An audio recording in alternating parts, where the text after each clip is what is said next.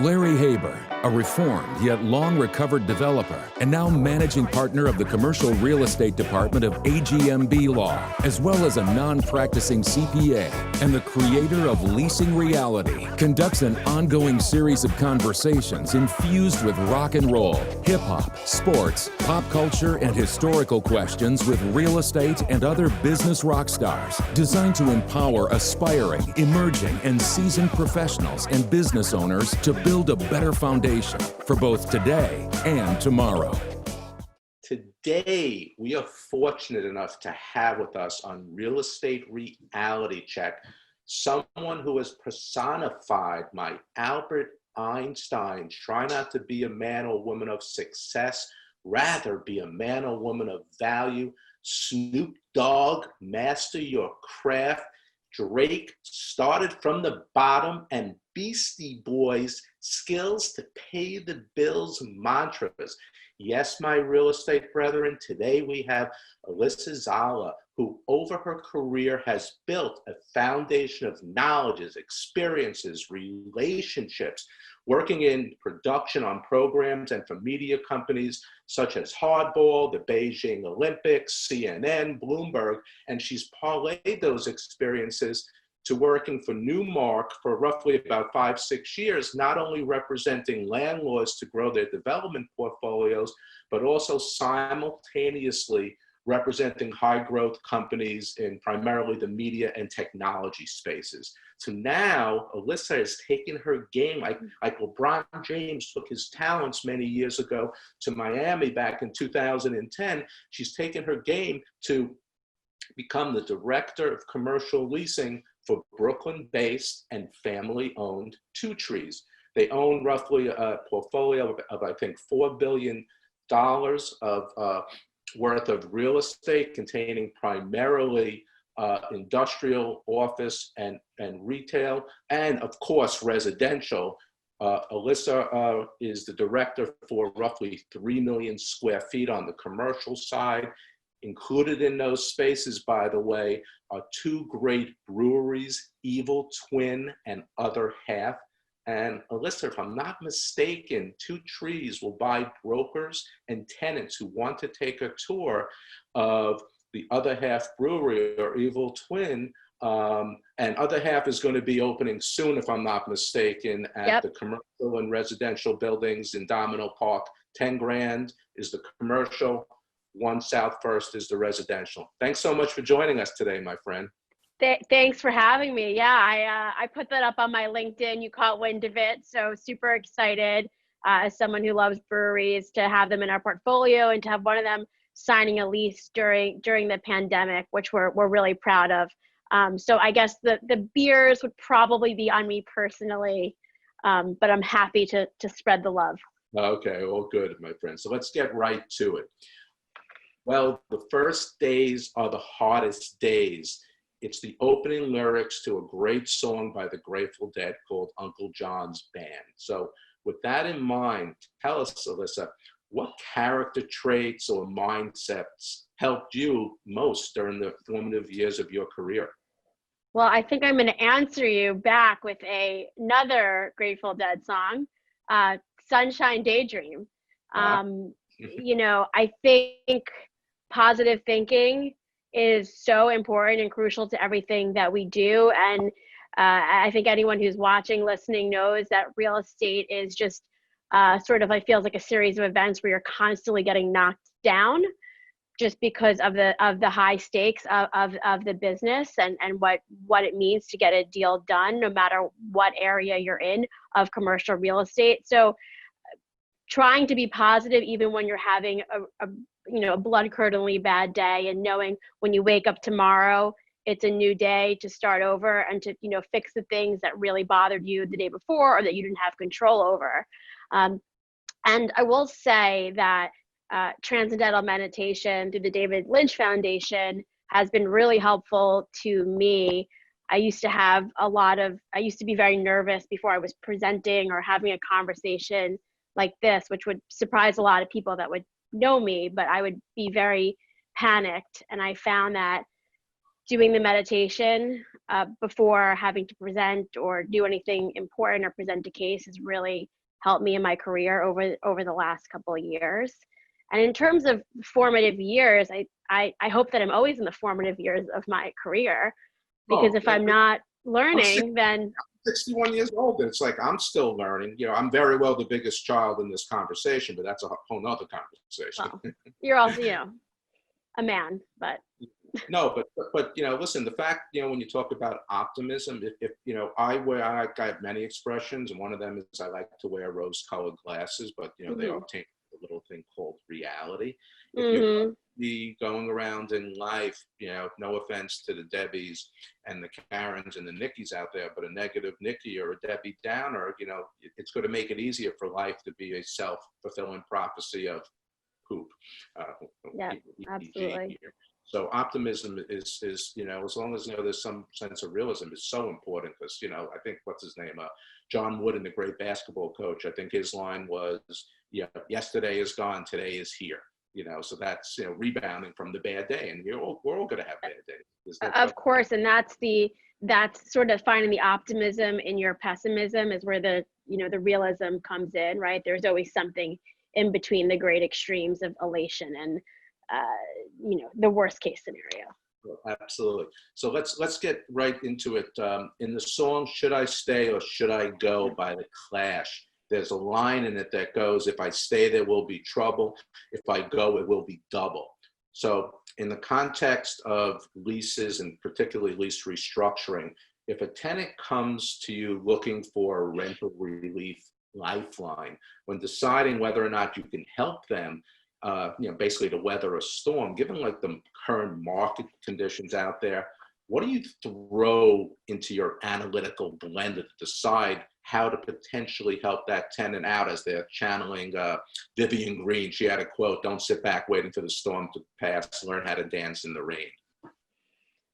I mean, this is our reality right now, and what's consuming a lot of our time is how do we help our existing tenants in our portfolio? And we have about 600 just on the commercial side. And the way that Two Trees just sort of built their commercial portfolio is by having a lot of smaller tenants. Maybe they don't have sort of the credit or the time in business that other owners would take a risk on.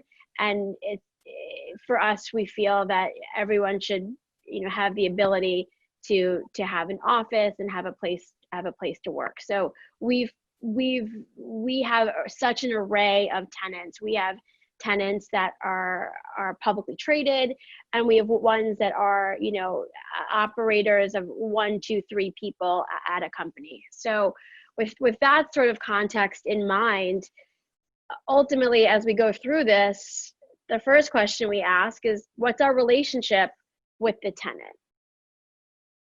Where does it stand? What's the communication like? How long have they been in the portfolio?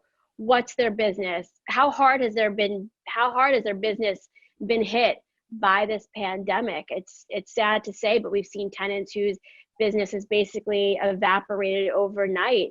Event businesses, things that are adjacent to industries that have been hit. So that's been something that we've had to consider in every situation. In terms of providing relief, again, it's case by case. Oh, it's all over the place now. Right. You know, but Larry, I've heard you talk about all the tools and the tool chest that a landlord has and a tenant has, and we're utilizing all of them, right? Of course, you know, can we take security to help out now? Can we do a deferral of rent? Can we, depending on where they are in the term of their lease, can we do an early renewal and provide more rent relief? So we're using all the tools that we have in our toolbox right now. Yeah, so because it's just as life is a trade-off, so is it when you're asking for rent relief. You know, you have to have empathy for the person sitting on the other side of the table, whether you're a tenant or a landlord. It's just, you know, and part of the issue that's out there, and I represent both landlords and tenants, is, you know, a lot of tenants, and tenants probably 2 to 1 these days, a lot of tenants are trying to put it all on the landlord's doorstep, which is there. Okay, so you need to realize that, hey, you want something from the landlord, you're gonna have to give something up. You can't just take a, going back to Grateful Dead again, like you'd say, hey, the world's going to hell in a bucket, okay? And a landlord, you just need to give it to me. You have to tell a compelling story, a tale of woe, and hopefully come up with a game plan that the landlord can live with, because you have your own financial box of constraints. Totally. And I always say in life, everything comes down to relationships. So that's why I lead with, ultimately, what is our relationship with the tenant? And the empathy has to work both ways. We also, are really proud to, employ hundreds of people, then numerous sort of contractors, subs, all over the city. And without our bills and expenses being paid, there's a really big economic toll there as well. So we're invested in keeping, hopefully keeping our tenants in business, and us being fruitful as well. So again, it just comes down to the relationship, having open conversations and dialogue. It's really the key in this environment. Oh, there's no, and with open dialogue, there was, I don't know if you remember this movie, Fatal Attraction, with Glenn Close, and her line, one of her main lines was, "I will not be ignored." When it comes to what's going on in this world, nobody wants to be ignored. It's like, if you're a tenant, and I tell my tenants this, it's like, we have to open up the lines with the landlord. You just can't run away from this and put your head in the sand. So taking a different tack, Fifth Harmony and Ty Dolla $ign. They had a song that one would think that no office landlord would like the title of, aptly called Work From Home. So I'm fairly certain that as a landlord, you prefer the song Don't Stay Home. It was by a band called 311. And on a related note, the band's name, 311, comes from this citation for indecent exposure. And I'm focusing on the word exposure. That's exactly why many tenants don't want to come to the office. They're trying to minimize their risk as it relates to COVID-19. So tell us why, with that long-winded preface behind us, tell us why work from home should not be the new rage. And while you're at it, why tenants should feel comfortable when they come to one of your commercial buildings. Totally. Well, I could go on and on and on, but I'll try to be succinct here. I think I have a story from the other day. I live in a co-op building in Queens, in Sunnyside, proud Queens Sunnyside resident over here. And it's all owner owned, occupied. And I got into my elevator at about 7:30 in the morning. I was dressed as how one dresses these days, not in the same outfits as before, which I'm all for. Had my bag, my laptop, and I must have had like I'm going to work sort of look. And she was in there in her pajamas and holding the trash. And she goes, "Are you going to work?" I said, yeah, I'm going into the office. And she was like, "Oh, I'm so jealous. I'm in investment banking. I'm just like really struggling working from home. And I'm ready to go back. And it's looking like we're probably not going to go back until, May, June or next year." And that was our conversation, and got into my car. And first of all, I was grateful that both of us had a job. I think we'd be remiss if we didn't talk about the fact that almost 2 million office going jobs have been eliminated since the pandemic. So I don't think that should be taken lightly at all, right? So if you can work from home and be paid, fantastic. But I thought that was really interesting. And it was a sentiment I've also gotten from a lot of my friends. And I would say I'm at a child rearing age, and a lot of my friends have newborns, and it's been very tough. It's been very tough for them to not have that sort of relief from being with their kids and, their spouses. So I think there is something really important about that. A Stanford professor, Nicholas Brown, had a paper where he called this, productivity disaster and a ticking time bomb for inequality. And when I saw that, I thought, this is what I've been thinking, and he just articulated it so well. And in a time where we are all being forced to look at what does justice mean, what is inequality, a lot of people have been blindsided by understanding how racism and other, inequalities impact our daily lives. I think it's a wake-up call. It's a wake-up time for many people right now. I would say myself included. I think to say you're above any of those things is just a lie. I worry about not coming into an office and not meeting and interacting with people that are not from the same background as me, that are from different parts of the country, that have different, religious beliefs, socioeconomic conditions of how they were raised and where they are today, different family lives. I'm worried about, having my 10-block radius being so homogenous where I live, and I just go to my coffee shop and work from home, and then I see the same people. So to me, the office is a place where we should all be working to encourage more diversity, and bringing people together in an office environment is so important. And in terms of, people feeling safe, I mean, listen, at the end of the day, I was raised in a family where if you don't have your health, you have nothing else. Your health comes before everything else. Exactly. So people need to feel comfortable as much as possible. That's on us as owners, and it's also on the business owners that are asking their companies to come back. We're sort of living that right now. I mean, I've been roughly back in the office since June. I feel safe. We have taken precautions in our building, from new signage to opening up all of our stairwells. We're even pumping music into our stairwells now. We repainted them, put new lighting in for people to have access to them. We've changed all of the filters in our portfolio to be on the highest, air filtration setting.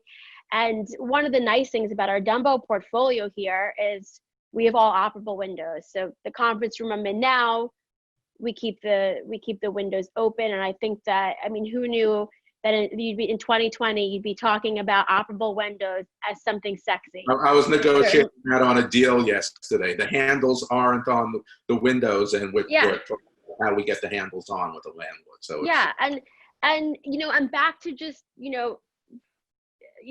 sort of practicing what we're preaching, is that we had a deal close this week that was really exciting, and you gotta really root and be appreciative for all the deals that are closing at this time.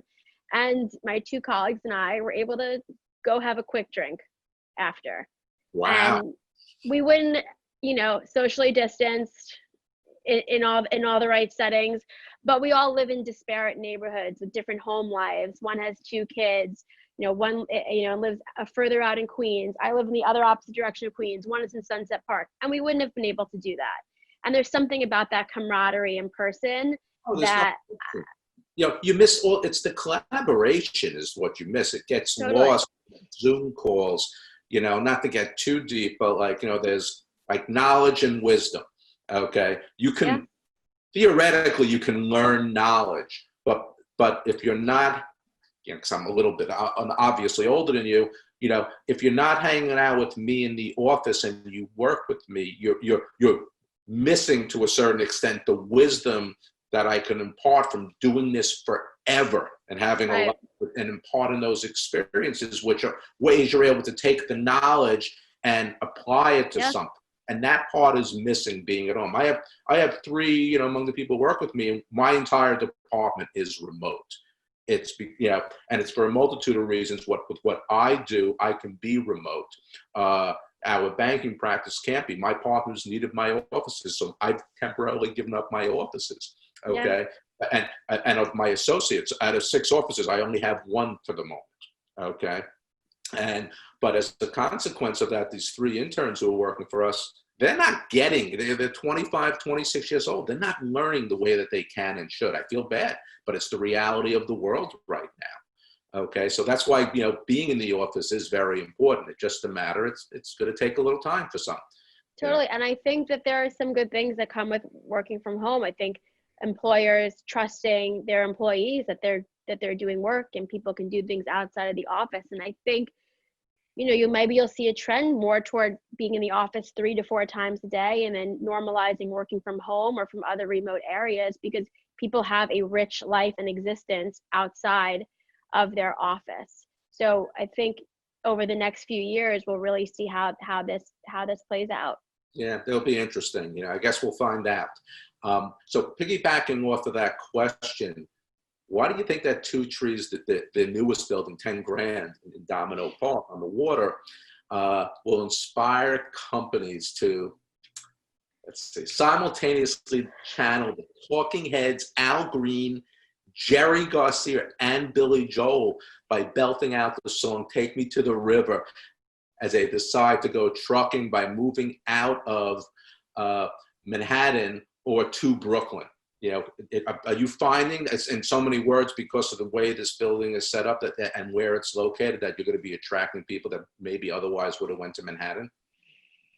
Yeah, it's really interesting. So our portfolio, we have a couple of million square feet in Dumbo, which is sort of our OG properties, right? So that's where most of our tenants are. That's where we grew Etsy from, a very small tenant to the point where we just couldn't even hold them in our portfolio anymore. They grew too big. So this building is, the buildings down in Dumbo are really meant for high growth, and we just have like a really exciting mix of different tenants here.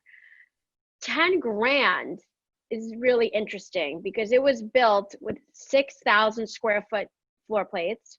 Whereas here in Dumbo, they're about 40,000, and they're cut up every which way you can imagine, which is really great for tenants that don't know how big they're going to be today, tomorrow, in 5 years. But 10 grand is sort of just this showpiece on the waterfront. The views are unlike anything I've ever seen. The quality of the construction and the design. I mean, yes, I am biased, but I have been in a lot of buildings. We didn't cut any corners here. And the way that it was designed was, pre-COVID. And the fact that we can now give people a 6,000 square foot floor plate that only they have entrance and access to their floor, they can completely control their environment. Right? It's a brand new building systems. If they never want to interact with anyone else in the building outside the lobby, they don't have to. I think I was looking at the Commercial Observer had an event, and they were talking about how amenities are still as important as ever, right? So I remember when this happened, we're like, oh my gosh, we have 20,000 square feet of amenities. Will people never use amenities again? And that's not what's happening. People are socially distancing and using our amenities, but we've really created, it's almost like a mini complex, right? So you could be a 6,000 square foot office with 20,000 square feet of amenities, of indoor, outdoor space, a 7,000 square foot gym, multiple terraces, great work environments, a 48 person auditorium. It's really remarkable. It's incredible. Listen, I as you know, but others don't. Right. One of my, because it's basically two upside down L's. The one L going this way is the commercial, yep, and then the residential goes over it. Exactly. And so there's the common area, so there's great workstation. But I can't wait to throw a little event up top. Because I can't wait to have you. I can't wait to have you and everyone watching. But I think people that are. Yeah, I think people want an experience when they come to an office, and you get there and you have an experience. You have panoramic views of the entire city down to the Statue of Liberty. It's just, I am biased, but I don't think it's a biased view. If you have the opportunity, and I'd welcome anyone to come take a tour. For sure, buying beer, so exactly. And if anything else, and nothing else, I'll buy you a beer. But to that point, one of the things I would say, and just again about coming to Brooklyn, we're obviously all in on Brooklyn. What we did in Dumbo, we created, a community here in Dumbo with our office and our residential properties, and we're doing the same along the Brooklyn waterfront in Williamsburg. So when a tenant or a prospective tenant comes through, I talk to them about our vision for the waterfront, and it's part of our larger master plan. I think you can see it behind me, for the Domino Sugar Factory redevelopment. So we're really excited. We're invested in the neighborhood. We're invested in the community, and this building is just the beginning in terms of a commercial development for us in the neighborhood. So I'm going to I'm going to change directions here, and I'm going to set the playing field. And I stay away from politics, but Ronald Reagan once had a quote that he said that 9 most terrifying words in the English language are, "I'm from the government and I'm here to help." So with that as the backdrop, playing off of the title by yet another song by The Clash, with all that's going on with residential and commercial real estate and the slew of regulations and mandates, this is even pre-COVID, this is over the last few years, like the Housing Stability and Tenant Protection Act for one. As a landlord, just getting back to the Clash aspect of this, do you ever feel as if the fun police are on your back? I felt that way my whole life, but maybe I'm just too fun. No, we're not talking about your parents and your teachers. I know, true. That's a whole other story. I'll leave it for therapy. Regulations and mandates can raise the cost of development and new commercial offices, but it can also work in our favor at times. So I want to say that, right? It's just a continuous push and pull, and what's going to be in your favor, what's not. Fun police, you always want to say, I always want to say yes, like I can do that for you. I would love to get that for you. Well, if I did that every time, we wouldn't have a business, and I would not have a job. I think, an example from the last couple of months was in the midst of this, as we're working on deals with these tenants that we discussed earlier that are struggling, finding ways to help them and basically do workouts where we can. July comes along, and you know what happens in July, Larry? Taxes. Yeah. So now all these tenants get dumped these tax bills, their annual bills. They're not blindsided. It's in their lease. They get them every year. And that was a really tough conversation to have to remind people of this tax bill. And we're still dealing with it, but that feels a little that's fun policing. That's a buzzkill cocktail. There's no question about it. Exactly.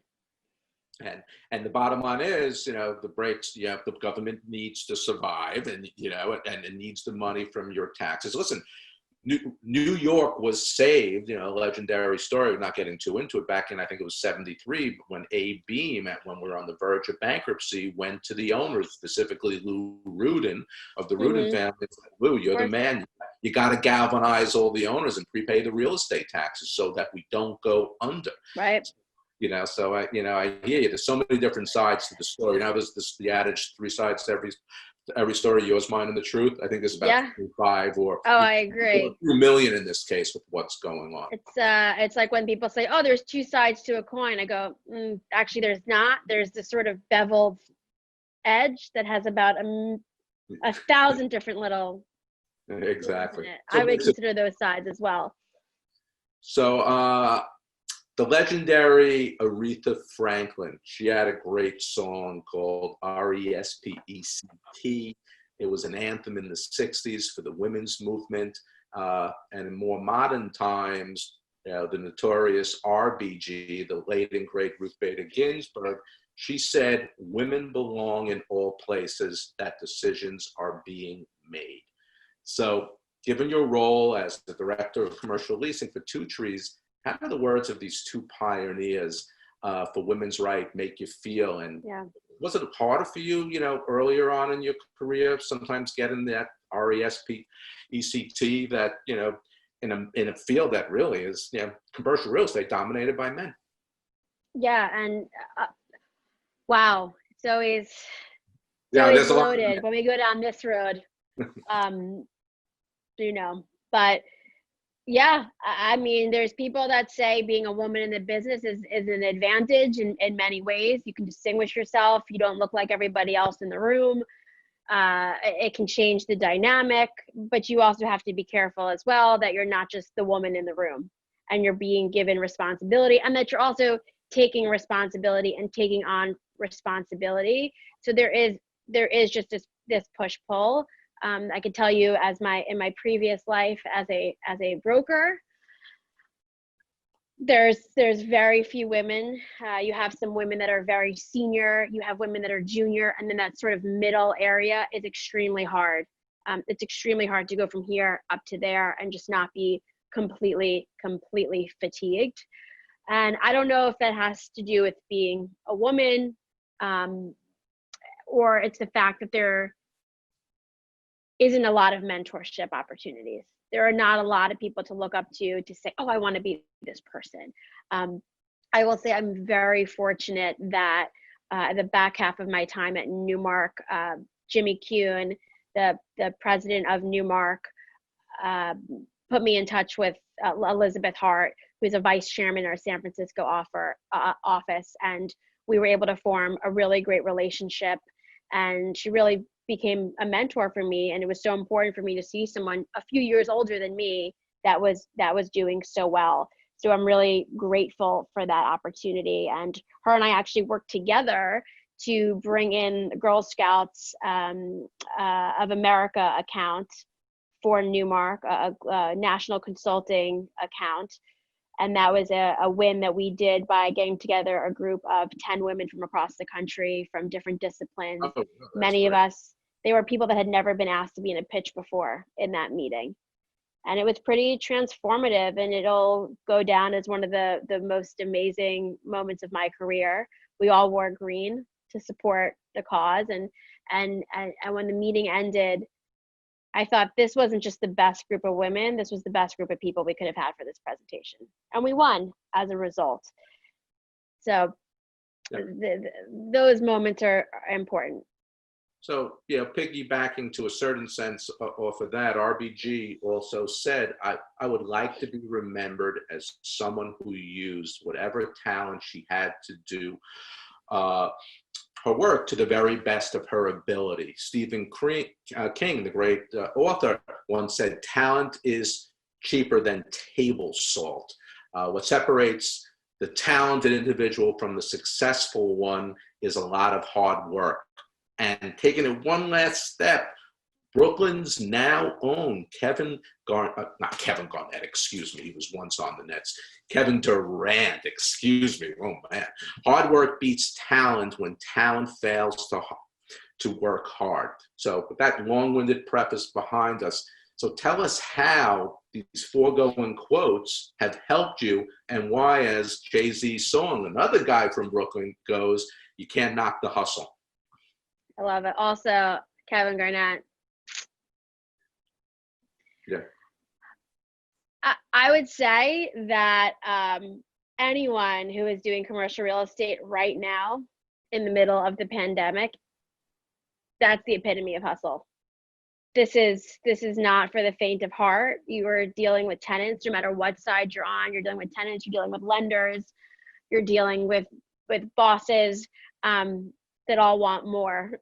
And there's almost no more to give, it feels like, at certain times. So if you're doing this job right now, if you're coming in, you're waking up and you're pushing and you're living to see another day, that is the epitome of hustle. And there is opportunity here for a lot of people. And I'm seeing opportunity here even within our own portfolio for new tenants that we can attract that we never would have maybe been able to attract before, that would not have considered Brooklyn. Oh yeah, listen, the work, it's like I raised my kids with basically 4 words, my wife and I should say, and there's a lot more that goes to it, but be nice, work hard. That's it. Yep. If you do those two things, and now, don't be a jerk. Just don't be a jerk. Yeah. Well, you're trying. And if you are, then be like, sorry, I was a jerk, and mean it, and maybe buy someone a cup of coffee. Yeah. But because right now it's listen. I think knowledge is the great equalizer. Okay, and that's part of the hard work, and part of the one of the main things a great broker brings to the table is a little thing called knowledge. This is the time where you add value, and unfortunately, it's tough because by not being in the office, that structure, so to speak, and that collaboration is missing to a certain extent. You really have to be self-motivated, and you have to learn how to be 100%. You have to work your butt off. In the short term, because you're not going to be paid for it. Unfortunately, it's going to take a while for some of these deals to come to fruition. And I will say that sort of knowledge gap is you can see it now more than ever because no transaction is easy. I mean, no transaction was easy before, but no transaction is easy now. Oh, there's no question. Listen, you need to that'll get me off on a tangent, but the brokers who are successful, it's for it's just not to pick on or prop brokers up, are the ones who are goal line to goal line. You need to be the voice of reason. You need to be a combination of Paul McCartney and Mahatma Gandhi saying, "Hey, there's no time for fussing and fighting, my friends. We can work it out." But those, that's just a line that will fall on deaf ears if you don't have the knowledge. Because that's the way these commercial lease deals go. They take on a life of their own.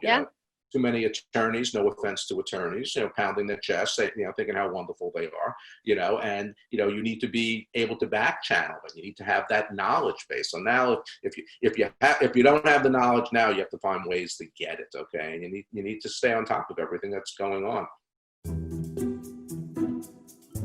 Hey, could you just help me resolve this issue with the landlord work letter? Why don't you come back later? Okay. Hey, can you help me with this letter of intent? Not now. Hey Rich, can you please help me with this good guy guarantee language? Not now.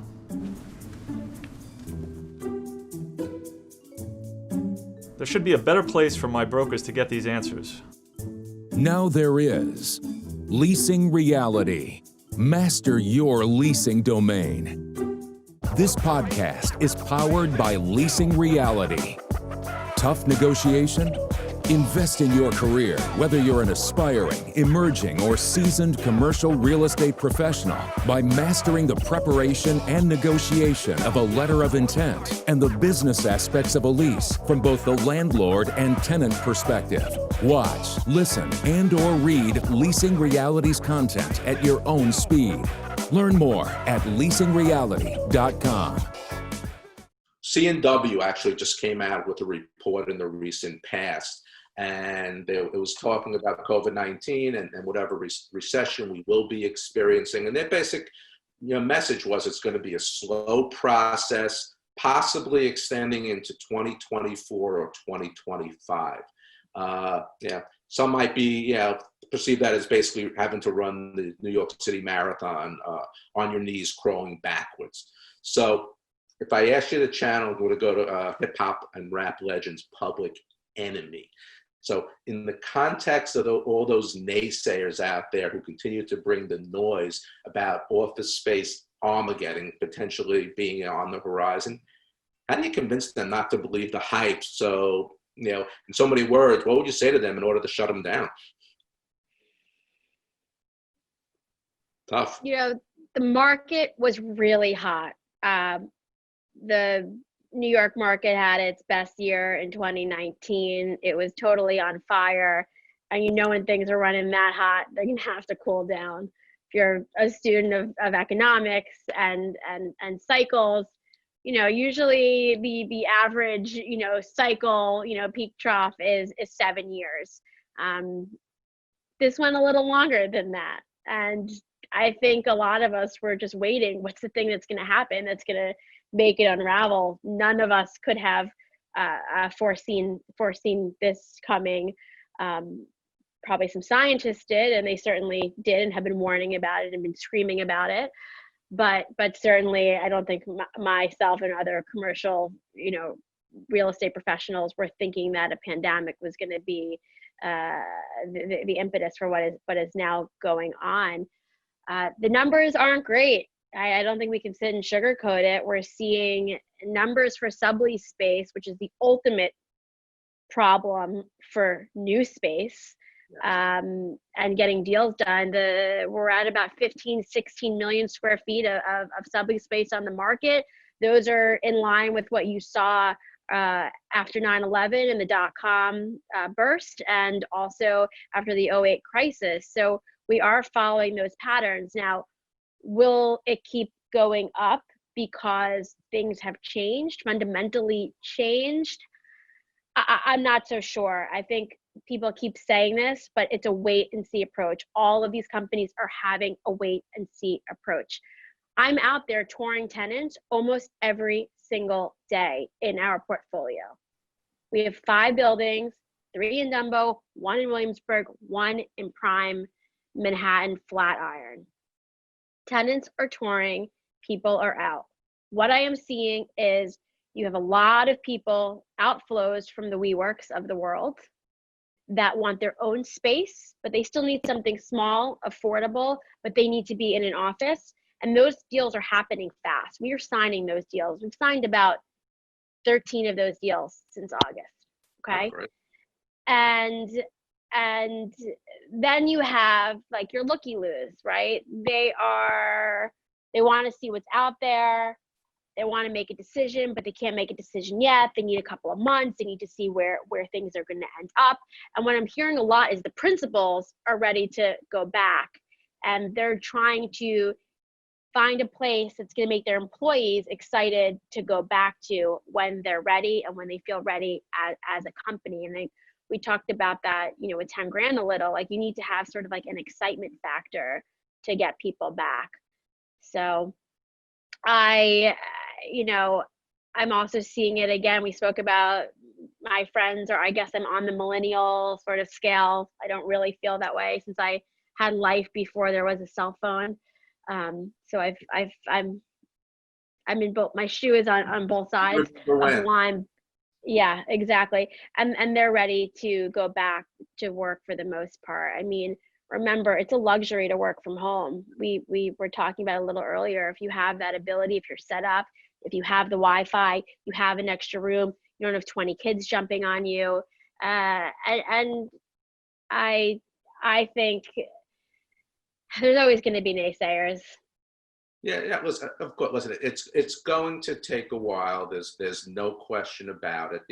And the sublease numbers are what we all expected, and they're just growing. I think it's at least 25% of the available space right now, and that number is going to grow. The only word of caution, or words is, if it's too good to be true, sometimes it is. Listen, it's going to be great plug and play space, below market rents, where there's going to be bargains. But remember, why are most of these firms offloading all this space? At least a good portion, right? Because they're in distress, and as a subtenant, you don't have privity with the landlord. Yep. So if the rent, there's an inherent risk. Oh yeah, absolutely. If the rent is $1 that the tenant / sublandlord is paying to the landlord, and my rent is 60 cents, as the subtenant, theoretically, what happens? I give that 60 cents to the sublandlord. The sublandlord then takes their 40 cents and pays the landlord $1. If my 60 cents stays south in their pocket and doesn't make its way to the landlord, my subtenancy is at risk. So, part of the caution is that just as a landlord or sublandlord is vetting a subtenant when they're, going into a space, the subtenant needs to do that to their sublandlord in a very big way. 100%. And the brokers need to do that. They need to know which landlords are good, which ones aren't in trouble, which ones are operating their buildings the way they should be. What's going on with their mortgage? Are they with special services? There's a lot more work that needs to be done when it comes to it. So the sublease market is a very interesting one. There's a lot more due diligence that comes along with it. Yes, and you know what Ben Franklin said? Diligence is the mother of good luck. So there you go. Anyway, we'll move on. So David Guetta, DJ to the stars, who, I've been to many a fun party at ICSC in Las Vegas with him. He had a song called Memory. He did it with Kid Cudi. And so I want you to channel, and this is the first time I've ever referred to her on any blog or podcast or teaching, but Barbara Streisand, Brooklyn's Barbara Streisand, and the lyrics, Memories, like the corners of my mind, was from The Way We Were. So when it comes to your memory of a few great deals that you have been involved with, was there any underlying theme or message that led to their success? Well, I'm gonna do a reverse quote. I have to be part of your trend here with music. I'm a big Rolling Stones fan. Oh, props. You just went up the scale on credibility. I just want to start singing, but I don't want to hurt any of your listeners' ears. But time is on my side. Time is not on your side when you're trying to get a deal done. Time is a luxury. And someone earlier in my career told me that time kills all deals. Oh, yes. And it does. And I've seen it happen. So I would say, you know, you've got to be smart. You need to use your time efficiently. I haven't always been the best at that, but we can always work harder to do that. But especially in an environment like today, when you have an opportunity, there is no time to waste. You need to move ahead. You need to move forward. Do so in a, you know, smart, diligent, and thoughtful way. But time, you know, time is one of the most important elements to any deal that, you know, has been successful for me or that hasn't. I think the other is just honesty, being honest and upfront about challenges and problems that you foresee. And I've butted heads when I was a broker, that I gave the tenant information that maybe other people I work with thought I shouldn't have given them, but I didn't want to broker them. They're my tenant. They deserve to know the information. Ultimately, that, you know, garnered me the trust with them that does lead to successful transactions. Yeah, that's always a tough line, a tough battle to, you know, to venture into, but Yeah. you know, you're doing that. So in the movie Forrest Gump, Tom Hanks's mama liked to say that life is like a box of chocolate. You never know what you're going to get. So how do you navigate the myriad of personalities and needs of all these potential tenants, you know, when you're trying to secure their tenancy, you know, given how much each of them brings different, you know, tastes, desires, and baggage to the table? I mean, relationships.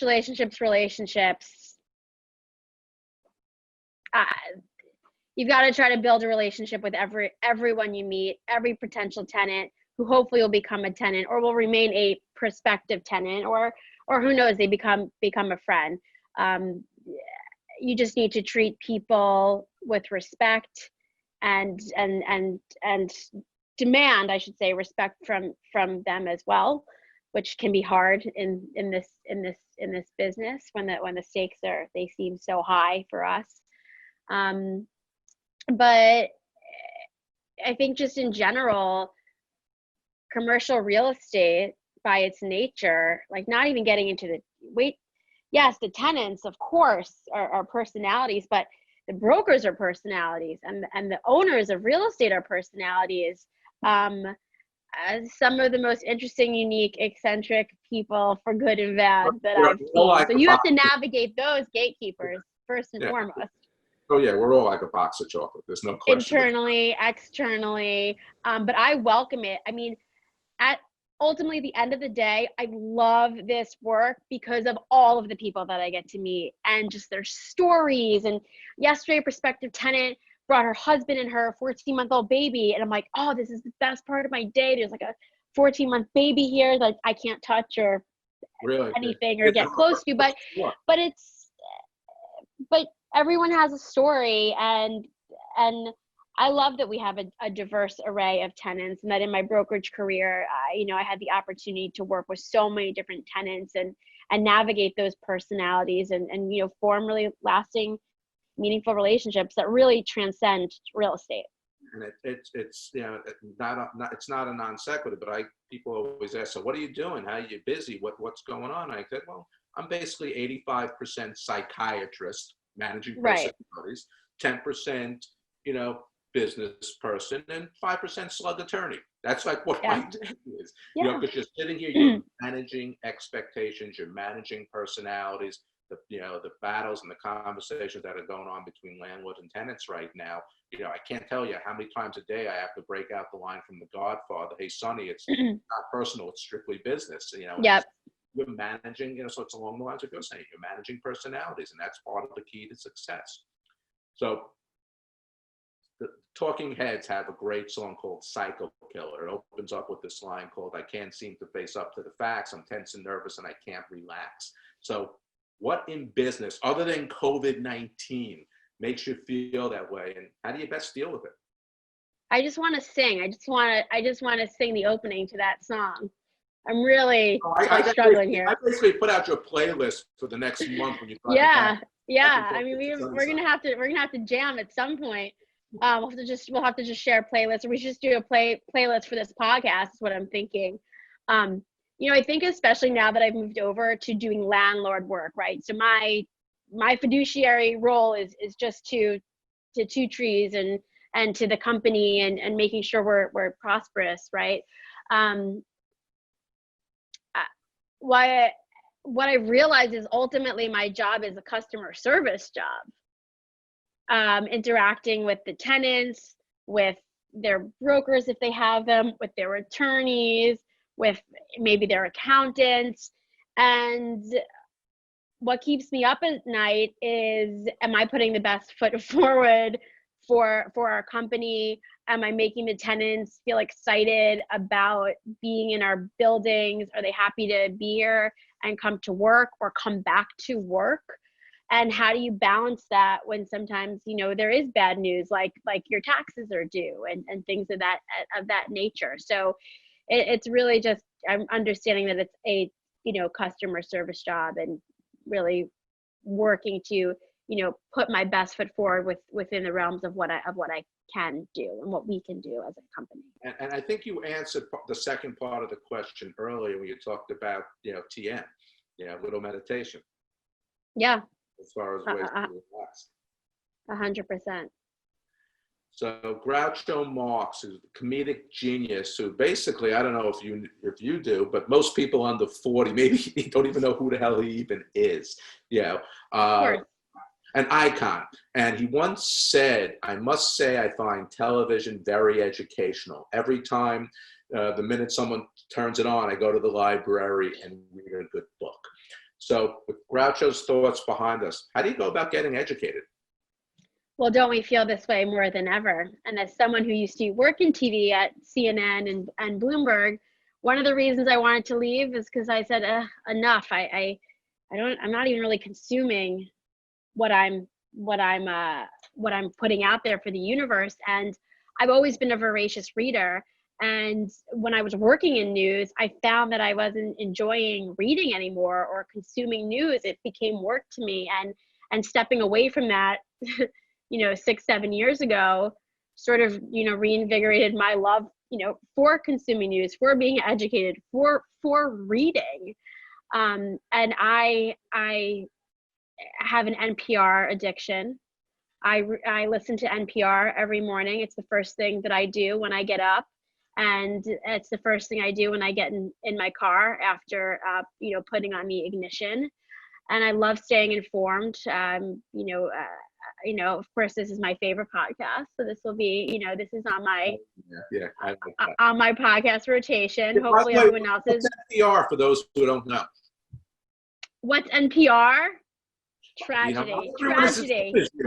National Public Radio. Okay. And in New York, it's WNYC 93.9 on FM. And I encourage you to listen to it and donate. They're about to start a new drive. Okay. But I said NPR, and I'm like, what the hell's NPR? Yeah, it's the most important part of my day, and it inspires a lot of ideas for me as I go into my work day, whether that's physically or at home. And I think staying up to date and really reading the research reports that are coming out from the major brokerage houses. They're collecting great data. That data is coming from brokers who are talking to tenants. I read those as they come out.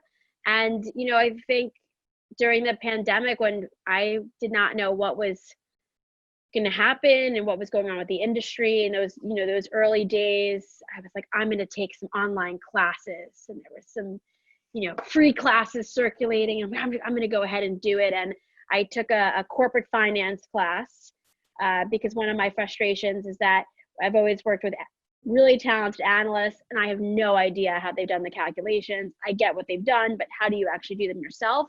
So I took a corporate finance class through Wharton, and I took an artificial intelligence, real estate and insurance tech class as well from there. That's cool. So you basically channeled, the song by the Chili Peppers, The Power of Equality, because that's what knowledge is. You're like, okay, yeah. You basically filled in the hole in the holes that made you feel totally. And one example also I give is that, you know, you just have to surround yourself with people that are from outside of your industry as well. And most of my friends are from, you know, diverse backgrounds, different educational backgrounds, and are in different careers. And there's nothing like a great conversation and debate amongst your friends. And I feel very fortunate to be educated by them constantly. Yeah, it gives you a different perspective, no question. So the great poet W.B. Yeats, you know, he once said, strangers aren't strangers, they're just friends that haven't yet met. And going back to the Well with the Dead again, in the song Skull Begonias, there's a line that goes, strangers stopping strangers just to shake their hands. So now, in the context of networking and building one's brands for, I don't want to say kids, but for those entering college or those still in the 20s or even in their 30s, is there any advice you can give them as to how they should channel the words of Jerry Garcia and Yates and the message, you know, from that AT&T campaign, just okay is not okay? You know, how do you bring your game to the table? How do you brand and how do you network? And obviously it's a little bit different these days. I mean, what I would have told you 7-8 months ago would have been totally different than today. Listen, I think people are craving human interaction and connectivity more than ever, more than they even were before. And things were already getting very digital instead of, you know, IRL in real life. I've made my whole career, I've built my whole fantastic group of friends that we were talking about by networking, by going to events, by forcing myself to go to you know, cocktails somewhere that I really didn't want to go to, but I'm always happy that I went. By always being happy to be someone's plus one, or a friend's plus one to an event, and sort of returning the favor. A dear friend of mine who's a venture capitalist out on the West Coast, we were talking a few weeks ago, and he and I met at a sort of an event for entrepreneurs and people in business several years back, and I've met a lot of people through this network that I'm a part of. We were talking, and he said, I feel for people that are graduating college or just starting their career, I don't know if they're ever going to have these rich experiences that we've had.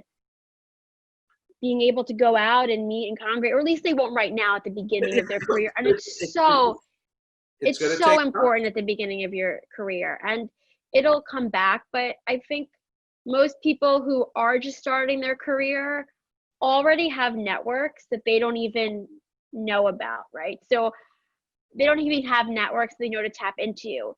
You know, that family friend that always comes to, you know, your dad's birthday party. Why don't you try to get a hold of him, see what he does for a living? Maybe he does something interesting, right? That cousin that you never talk to that, you know, lives in Iowa, maybe you should call them, see what they're doing, just talk to them about their lives and get those experiences. I mean, that's ultimately actually how I ended up in real estate, was by talking to a cousin of mine who worked in real estate, and I decided to make a career change.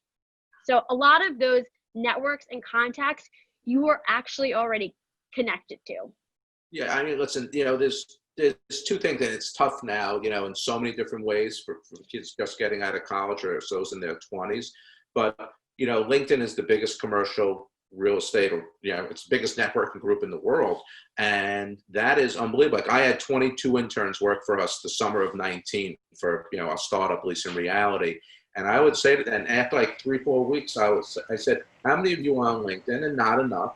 And I go, well, let me ask you this. How, and there was like guest speakers who would come in every now and then. I go, how many of you are connected with me? And I knew the answer. I go, only a fraction. I go, why haven't you connected with me on LinkedIn? Why haven't you then, after you did that, then you go and see who I'm connected to? There may be somebody who you know. Why haven't you got in LinkedIn and gone on to, if you're lucky enough, your parents' LinkedIn account if they're in the business world? And hey, you know, that person was always nice. I always thought that dad was a cool guy. You know, so there's different ways of doing that. Applies to what we're sitting here doing right now. You know, and the other part is that, you know, playing off of the Yates part, whenever you do go, to a networking event. At the end of the day, other than for maybe a free drink or cocktail or eats, everyone's there for the same reason. Yeah. Okay? They want to meet someone. You just can't be the guy like, oh no, here's Larry. He's coming at me with his card and his rap. It's that fine line how you get your rap down, where you want to know about the person first before the business aspect, and it's how you get there, and is part of the process. Well, relationships. Would you go on a date and say, so do you want to have a baby today? Yeah. No, I mean, you can't get to the punch. That doesn't work, huh? No, I don't think so. I've never tried it, but again, it comes down to that. But I think you make a really pivotal point with LinkedIn, and I think there's an extraordinary opportunity for people to be thought leaders on there and to talk about business and trends that they're seeing. And I love it. I think it's a tremendous resource, and it's important to see before you reach out to someone. How are you connected? How can you make this this interaction more memorable? So those touch points, doing your homework, not to the point where you're creepy, but doing homework before you speak to someone, maybe not knowing all their children's name and where they went to middle school, but high level. It's that fine line. I got it. Yes. So we're in the home stretch. Just two more questions. Not sure if you know this, but Eddie Murphy, he had a song called Party All the Time. It reached actually, I think, #2 on the Billboard charts back in the 80s. So when you're not working, what very well might be too much of the time, how do you find the balance so, that you can enjoy the party that is you? Also, of course, that song was in the 80s, just the headline alone, enough said. But the 70s were pretty good to me, by the way. So there you go. But the 80s. I was born in the 80s. Not that I usually like to tell my age, but I was born in the 80s. So I'll give you a 10-year stretch to let your imagination run wild. But one thing that I want to say is I have learned a tremendous amount from people that I know that have children during this time. And I do not have children right now. I have an 11-pound dog who acts like a child, but not a child. And I've seen both men and women that I know jump through tremendous hoops to try to keep everything going between homeschooling, between both parents, if you're lucky enough to have both parents in the house, up and running, making their office there, having their kids there, trying to figure it all out, trying to figure out homeschooling, figuring out how you're going to get enough, Wi-Fi capability for everyone to be up and running. And I don't have those constraints right now at this time. So I think that that's a really important thing to say before jumping into a conversation on balance. I just think differently about it than I would have. So in other words, it's easier for you. You have your outlets. Sure, but we all have our own crap. And for me, sometimes I just want to, go home and put my phone in the other room and sit with my dog and my boyfriend on the couch and say I'm not going to order in food, like we're not going to cook, we're going to order in, and that can be balanced. And I'm finding balance in really simple things these days, and the simpler things also. Balance in the simpler things. And I've always loved to cook. I've always been a big cooker. Cooking more than ever. I think, like everybody else, having appreciation. We've been exploring different parts of Brooklyn and looking at the architecture. And, we talk so much about, and I love to travel, and, I definitely have a sense of wanderlust, and it's hard to satisfy that right now. And I think a lot of people are feeling that way who are lucky enough to have the opportunities to travel like I have and hope to do in the future. But, just exploring and falling in love with your city again. And I mean, there's so much rich history here. It's so beautiful. I was in Washington Square Park the other day, and I wanted to cry. I was so happy. I mean, people were out and about, and you felt this sort of sense of normalcy. And yeah, that gave me some balance, some homeostasis to sort of feel that way again. So going out and exploring and sort of vacationing in your own city instead of complaining about the things that we can't fix right now. Oh, absolutely. If you put a compass that was 25 miles wide and you put it in the middle of Manhattan and you just went like this, the beauty that is within the 25 miles that surrounds Manhattan is just sheerly incredible. 100%. So it's just local travel. So we're going to close it out here with a analogy by legendary rock and roll famers, the Talking Heads again. They have a song called Once in a Lifetime. Mm-hmm. So listen, if there was only one great thing that you can do in your lifetime, what would it be and why? Wow. I mean, I've always wanted to save all the dogs in the world, but I'm a little constrained, to do that right now. And I should give a shameless plug that we allow dogs in our entire portfolio of both office and residential. So big dog lovers here. I strongly believe in reforming the entire criminal justice system, reform system. There's so many layers, there's so much nuance to it. Most families, most people have been impacted by this in one way or another, whether you know someone who's been incarcerated or someone who has been profiled, has been unfairly arrested. I mean, it goes on and on and on and on. But I think that at the core, the issues that are going on in the criminal sort of justice system are much further reaching than any one thing. And it's something I feel really passionate about. I work with an organization called Defy Ventures that helps previously incarcerated individuals after they've kind of re-entered society, and also helps them while they are incarcerated. And I've loved doing work with them, and that's just one thing. I mean, we can't all solve all the problems in the world, but that's an area that I do feel particularly passionate about. Okay, well, listen, it was great talking to you. Pleasure. A good time, informative, and listen, looking forward, okay, to hopefully working together more in the future. Yeah. But you imparted some amazing pearls of wisdom, my friend. And I want to say one thing. I want to quote Jerry Seinfeld. Okay. Energy, attitude, and personality cannot be remoted, and you never bet against the city that never sleeps. So all of my bets are on New York. Exactly. Amen. You gotta believe. You gotta. Okay. Have a good one, my friend. Thanks, Larry. Okay, take care now. Please know that it would be greatly appreciated if you could kindly download, subscribe, rate, and review Real Estate Reality Check on Apple Podcasts by way of the episode page, podcast page, or rerealitycheck.com.